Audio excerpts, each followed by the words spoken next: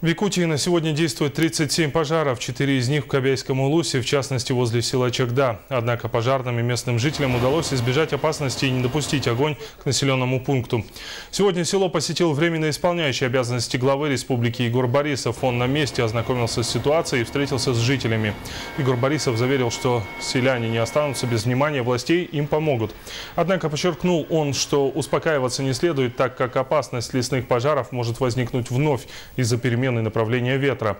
Поэтому необходимо находиться в состоянии высокой готовности. Отметим, что основными причинами пожара стали грозовые разряды. За короткий период над территорией Якутии их было более 3500.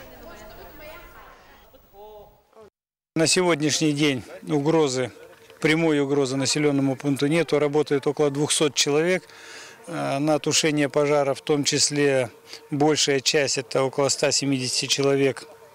Это профессиональные пожарные. Значит, основная задача – это обезопасить населенный пункт и сделать отжиги, которые бы позволили не подойти пожару ближе.